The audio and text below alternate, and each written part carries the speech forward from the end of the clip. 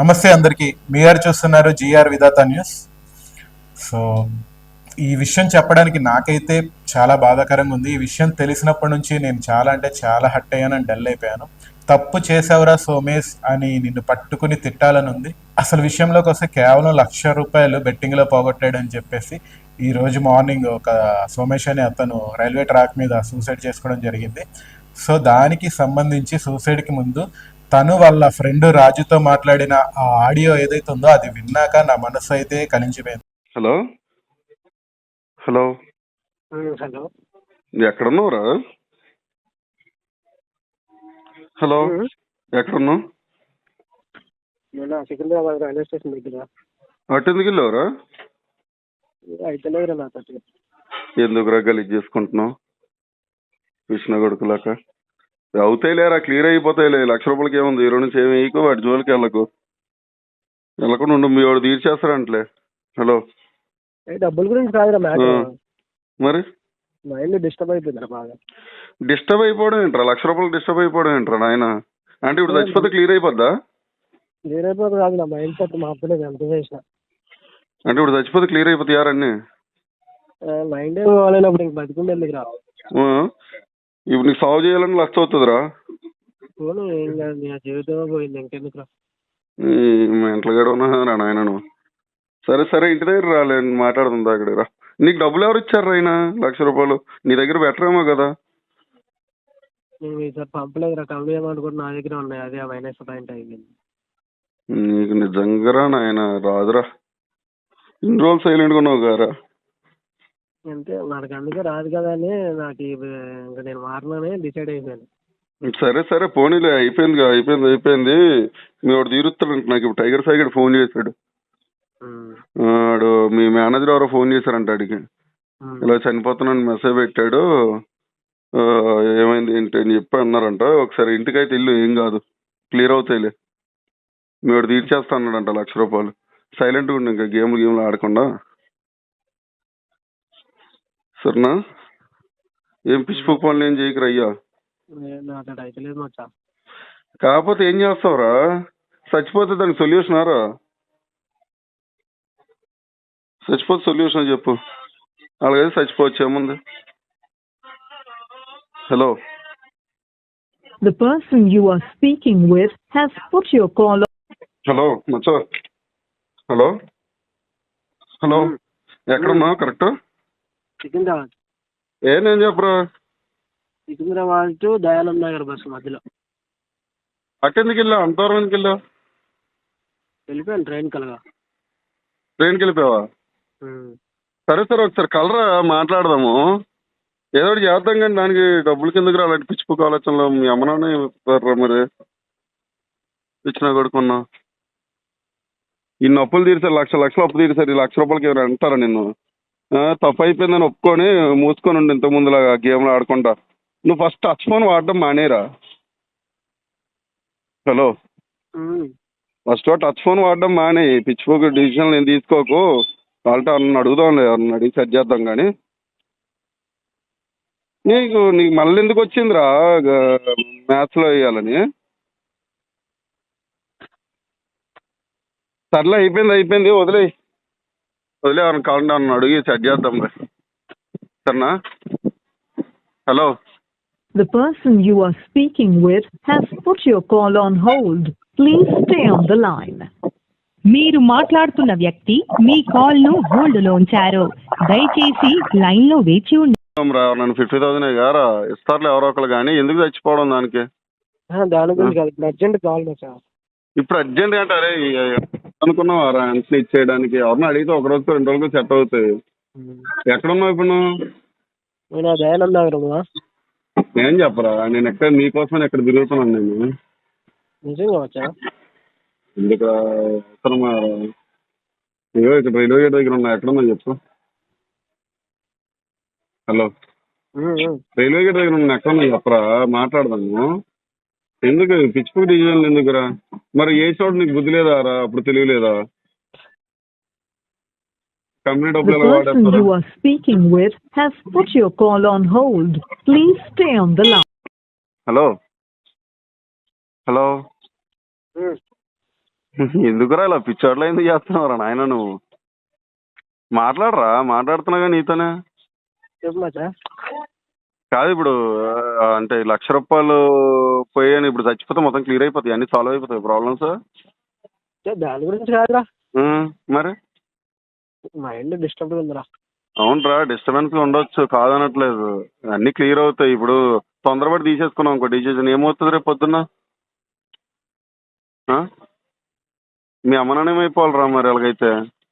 వాళ్ళు ఇన్ని అప్పులు చేసినా ఎంత చేసినా సరే పాపం తీర్చుకుంటూ వచ్చారు. పిచ్చిపోక డిసిజన్లు ఏం తీసుకోకుండా సైలెంట్గా రా. అప్పులు అయితే ఏదో మాట్లాడి క్లియర్ ఏదని చేద్దాం కానీ. హలో, ఇప్పుడు కరెక్ట్ ఎక్కడ ఉన్నావు చెప్పు, నేను వస్తాను. ఎవరు రారు, నేను ఒక్కనే వస్తాను చెప్పు. నేను ఎక్కడ ఉన్నాను? నీకోసమే తిరుగుతున్నాను, రైల్వే గేట్ దగ్గర తిరుగుతున్నాను.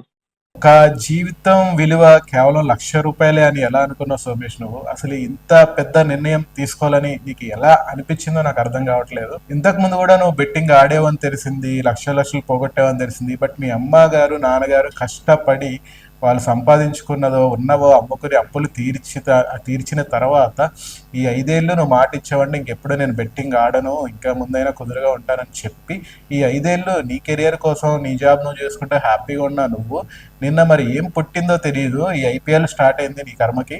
సో ఫైనలీ ₹1,00,000 బెట్టింగ్ పెట్టావంట. నైట్ బెట్టింగ్ పెట్టావు, సరిపోయింది. ఇవ్వాల్సిన ప్రెజర్ చేసి ఉండొచ్చు. కానీ సడన్ గా ఒక ₹1,00,000 అడ్జస్ట్ చేయలేని స్టేజ్లో అయితే నువ్వు కానీ నీ ఫ్రెండ్స్ కానీ మీ అమ్మగారు కానీ నాన్నగారు కానీ లేరు అని చెప్పి మేము తెలుసుకోవడం జరిగింది. కానీ నువ్వు ఇంత తొందరపాటు నిర్ణయం ఎందుకు తీసుకున్నావో అనేది మాకు ఎవరికి అర్థం కావట్లేదు. ఎందుకంటే నీ ఫొటోస్ చూశాను, నీ ఆడియో క్లిప్స్ విన్నాక లైక్ నువ్వు నాకు ఒక బ్రదర్ లాగా అనిపించావు. కానీ ఇంత చిన్న వయసు, 29 సంవత్సరాల వయసులో నువ్వు ఇంత పెద్ద నిర్ణయం తీసుకోవడం అనేది నాకైతే పర్సనల్గా నేను చాలా హర్ట్ అయ్యాను. సో మీ ఫ్రెండ్ బాధ నీకు అర్థం కాలేదా? ఫోన్లో ఎంత అలాగా బతిమాలుకున్నాడు నిన్ను, ఒరే ఎక్కడ దుక్కురా అడ్జస్ట్ చేసి నేను ఇస్తాను రా, ఇప్పటికిప్పుడు అంటే ఎలాగ 1 రోజు 2 రోజులు టైం ఇవ్వరా, ఏదో ఒకటి చేద్దాం రా, తొందరపడకరా పిచ్చేసలు ఏకరా అని తను చెప్పినా కూడా నువ్వు వినకుండా రైల్వే ట్రాక్ దగ్గరికి వెళ్ళిపోయి ట్రైన్కి అడ్డంగా నిలబడి నాకు ఎలా చెప్పాలి కూడా అర్థం కావట్లేదు, నీ బాడీ ముక్కలుగా అయిపోయింది. అది చూస్తుంటే అసలు ఎమోషన్ చాలా అసలు కంట్రోల్ అవ్వట్లేదు నాకు. నువ్వు ₹1,00,000కి చనిపోయావంటే నేను ఈ పాటికి నీలాగా ఆలోచించుంటే 30 సార్లు చచ్చిపోవాలి. నేను పర్సనల్గా చెప్తున్నాను, నేను కూడా మీడియాలోకి రాకముందు నేను కూడా నీలాగా బెట్టింగ్ ఆడలేదు. నేను జీవితంలో పైకి రావాలని చెప్పేసి రకరకాల వ్యాపారాలు చేశాను. గోల్డ్ బిజినెస్ చేశాను, సిల్వర్ బిజినెస్ చేశాను, ఫుడ్ బిజినెస్ చేశాను, ఎన్నో బిజినెస్లు చేశాను. కానీ నాకు ఏది కలిసి రాలేదు. ప్రతి దాంట్లోనే నేను లాస్ అయ్యాను. దాదాపు ₹60 లక్షల అప్పు అయింది. సంపాదించింది పోయింది, ఎదురుగా ₹60 లక్షల అప్పు అయింది. అలా అని ఏ రోజు డిప్రెషన్కి గురి కాలేదు. ఎందుకంటే నేను పోగొట్టుకున్నానంటే నేను సంపాదించింది పోగొట్టుకున్నాను. ఓకే, నాకు ఎవరైనా అప్పు ఇచ్చారంటే నన్ను నమ్మి ఇచ్చారు, నన్ను నమ్మి ఇచ్చిన వాళ్ళని నేను మోసం చేయొద్దు, అప్పు తీర్చడం నా బాధ్యత అని నేను అనుకున్నాను. నా టాలెంట్ని నేను నమ్ముకున్నాను. నాకు టాలెంట్ ఉంది, నేను కష్టపడతా, నేను ఏమైనా చేయగలుగుతా. సో ఆల్రెడీ పోయింది, దాని నుంచి ఒక ఎక్స్పీరియన్స్ నేర్చుకున్నాను. సో రేపొద్దున ఏదైనా చేస్తే నేను ఎక్కడ మిస్టేక్స్ చేశాను, మళ్ళీ ఏం చేయొద్దు అనేది ఒక గుణపాఠం నాకు వచ్చింది. సో అదే కష్టతో పని చేశాను. నాకున్న 60 లక్షల్లో గత 3-4 సంవత్సరాలుగా 30 లక్షలు అప్పు తీర్చాను. ఇంకా 30 లక్షలు ఉంది, వడ్డీ కట్టుకుంటున్నాను. మరి ప్రతిరోజు నాకు అది ఎంత ప్రెజర్ ఉంటుంది. నెలకి 1,00,000 సంపాదించినా 2,00,000 సంపాదించినా వడ్డీలకే పోతుంది. మరి నేను ఎన్నిసార్లు సావాలిరా? 30 సార్లు సావాలి మీలాగా చూసుకుంటే. సో నేనే కాదు, నాలాగా ఎంతో మంది బిజినెస్ చేసి లాస్ అయ్యి మా అందరికి ఒక గర్వం ఉండిద్ది. ఎందుకంటే మేము బెట్టింగ్లు ఆడి పోగొట్లా, జీవితం కోసం కష్టపడదాం, ఏదైనా సాధిద్దామని. నాలంటాడు పోగొట్టినప్పుడు అరే వాడు ఏదో ప్రయత్నించి పోగొట్టాడని మా మీద ఒక సింపతి ఉండిద్ది, మాకు ఒక గర్వం ఉండిద్ది. కానీ మీలాగా బెట్టింగ్లు ఆడేసి సరే ఆడారు, పోతున్నాయి, తెలియక చేస్తున్నారు. కానీ కేవలం ₹1,00,000కి నువ్వు చచ్చిపోవడం అనేది అసలు మీ అమ్మగారికి నాన్నగారికి నువ్వు ఎంత శోభిస్తున్నావు అనేది నీకు అర్థమవుతుందా? అసలు నిజంగా నువ్వు బతికిపోయావు అనిపిస్తుంది. నిజంగా నేను మామూలుగా తిట్టేవాడిని కదా, అంత కోపం వస్తుంది. చూడడానికి ఎంత బాగున్నావు నువ్వు, ఎంత అందంగా ఉన్నావు, ఎంత బాగా మాట్లాడుతున్నావు, చదువుకున్నావు చక్కగా. కేవలం నీ బాడీ పార్ట్స్ గురించి ఆలోచించి అవి ఎంత వాల్యూ. అట్లాంటిది ఒక ₹1,00,000 ఎవరిని అడిగితే అడ్జస్ట్ చేయరు. సో ఇలాంటి తప్పు ఇక మీదట ఎవ్వరూ చేయకండి. ఎందుకంటే ఇది రోజు చాలా న్యూస్ మేము చెప్తాము చూస్తాం, కానీ ఏది కూడా నేను ఇంతలాగా నా మనసుకి పెయిన్ అవ్వలేదు. బట్ మార్నింగ్ నుంచి అయితే నేను చాలా అంటే చాలా అప్సెట్ అయిపోయాను. సో తమ్ముళ్ళు, అన్నయ్యలు మీ అందరూ కూడా చెప్తున్నాను, బెట్టింగ్లు ఆడడం మానేయండి. సరే బెట్టింగ్లో లేకపోతే ఇంకో రకంగా అప్పులుంటే సూసైడ్ ఒకటే మార్గం కాదు. ప్రతి ఒక్కడికి అప్పులు ఉంటాయి. జీవితంలో ఎదగాలనుకున్నవాడు అప్పు చేస్తాడు. జీవితంలో తొందరగా ఎదగాలనుకున్నవాడు ఇలా బెట్టింగ్ వేసన పడి ఇంకా అప్పులు చేస్తాడు. కొంతమంది సోకులు చేస్తారు, కొంతమంది ఇంకా దేనికో వాళ్ళ అవసరాలే చేస్తారు. బట్ మనకు అప్పు ఉంది కదా అని చెప్పేసి ఎవడో ఏదో ప్రెజర్ చేస్తాడని మీరైతే ఈ సూసైడ్లు చేసుకోవడం ఇలాంటి నిర్ణయాలు తీసుకోవద్దు. ఎందుకంటే నిన్నగాక మొన్న నేను చూశాను ఒక ఫ్యామిలీ 8 లక్షల అప్పు ఉంది. ఆ 8 లక్షల అప్పుకి వాళ్ళు ప్రెజర్ పెడుతున్నారని చెప్పేసి ముందు పాపం పిల్లల్ని చంపేసి, 2 పిల్లలు వాళ్ళిద్దరు పిల్లల్ని చంపేసి వాళ్ళు మళ్ళీ వాళ్ళిద్దరు కూడా మొగుడు పిల్ల ఊరేసుకున్నారు. అసలు మీరు చస్తే సావండి, మీ కడుపున పుట్టిన పాపానికి పాపం 8 సంవత్సరాలు 6 సంవత్సరాల వయసున్న ఆ పిల్లల్ని చంపే హక్కు మీకు ఎవరిచ్చారు? అసలు మీలాంటి వాళ్ళని ఏం చేయాలి, ఏం చేద్దామో మీరు బతికిలేరే, చచ్చిపోయారే. సో మీరందరికీ రూల్స్ తెలియవా? సరే మనకు అప్పు ఉంది, ఎవడైనా ఏం చేస్తాడు, మహా అయితే కాల్ చేస్తారు, తిడతారు, లేదంటే బెదిరిస్తారు. మీకు తెలుసో లేదో నేను చెప్తున్నాను, మీ అంతటా మీరు ఎవడో కేసు పెట్టేవరకు కాదు, మీ అంతటా మీరు మీకు దగ్గరలో ఉన్న పోలీస్ స్టేషన్కి వెళ్ళండి.